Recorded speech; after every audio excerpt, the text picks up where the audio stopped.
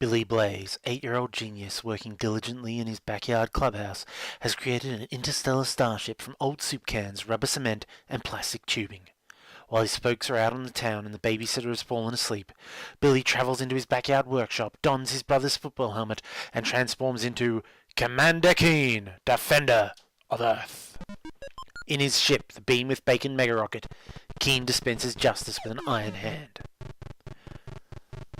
With those iconic words, Tom Hall created a mythos for his own space sci-fi serial, one that, rather than being about a dashing hero like Flash Gordon, was merely about an 8-year-old boy with big dreams and a spaceship. And gaming on the PC was, in one way or another, changed forever.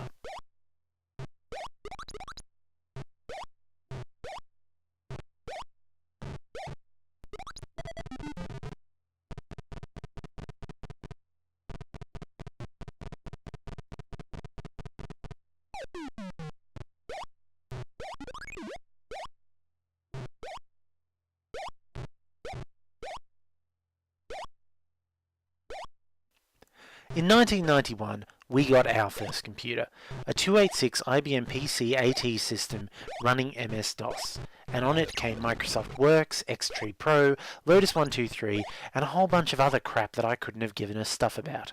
As far as I was concerned, the most exciting thing on it was almost certainly Commander Keen.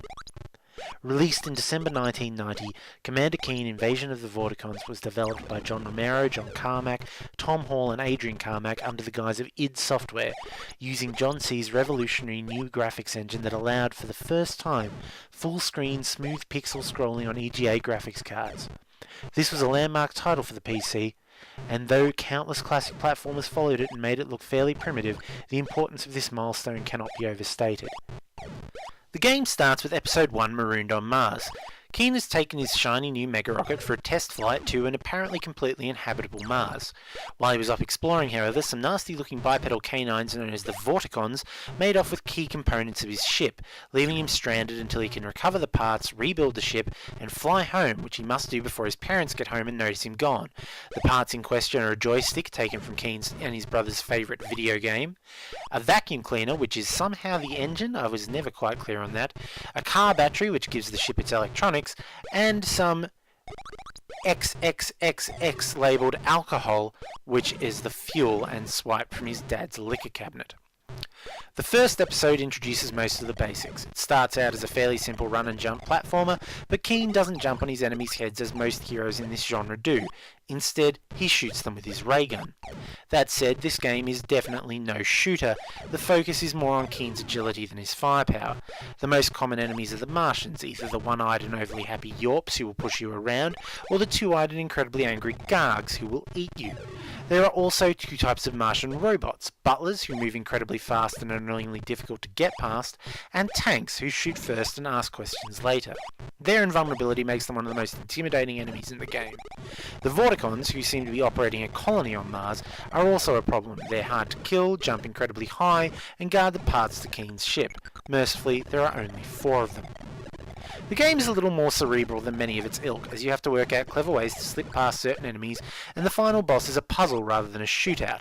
Exploration is rewarded with points for extra lives, ammo, and, for those particularly determined, a secret level. Plenty of tricks and traps also await Keen beside the plethora of enemies. While Keen initially just jumps, during this episode he also acquires the pogo stick. One way or another, you have to get it to finish the game. With the pogo stick, Keen bounces very high but sacrifices a little of his control. Mastering the pogo stick is very much required in the Commander Keen series.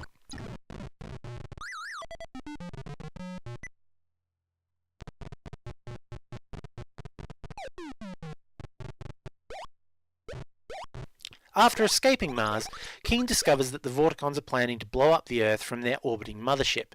So Episode 2 sees our intrepid hero invade the mothership and try to destroy its weaponry from the inside. The second episode, The Earth Explodes, introduces new aesthetics, new enemies and new mechanics.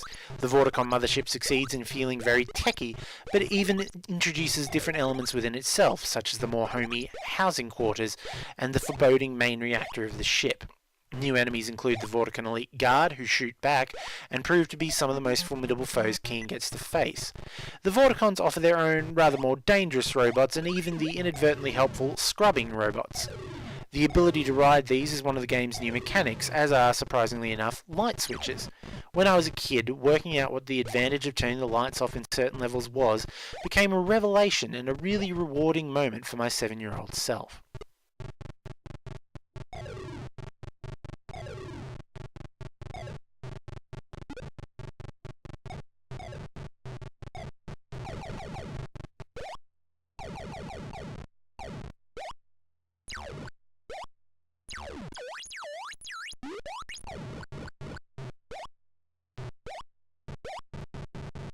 Assuming Keen saves the world in Episode 2, a snow day off from school allows him to tail the Vorticons back to their homeworld of Vorticon 6 and confront their mysterious leader, the Grand Intellect. The story of the series, told in cutscenes before and after the games and in conversations with the Vorticon elders on board the mothership, is simple but interesting and suggests there is more to what's going on than meets the eye. This certainly turns out to be the case. Episode 3, taking place on a world where everything wants Keen dead, is unsurprisingly the hardest of the 3 episodes. Though it is possible to finish it quite quickly if you know how to work its new mechanic, teleporter mazes, you're kind of missing the point of exploring this new world and finding all the interesting things about it. Conservation of ammo is key, and avoiding enemies becomes an art all unto itself. If you can survive Vorticon 6, you finally get to unravel the mystery of the Grand Intellect.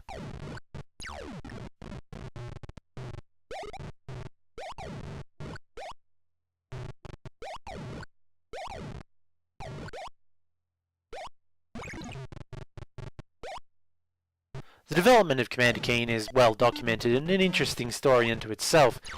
Originally, the engine was used to try and make a PC version of Super Mario Bros. 3, on which Nintendo passed, perhaps fearing for sales of their console if PCs could do the same thing. Softdisk, the company for whom Carmack Hall, Carmack and Romero all worked at the time, also passed on the engine, due to the fact that it didn't work in CGA for colour mode, something that they felt was vital to games at the time, what with it being a still dominant market in the late 1980s. In the end, it was Scott Miller of Apogee Software who gave the boys at id their first big break, and indeed their first big advance, which Romero would later claim bought a hell of a lot of pizza.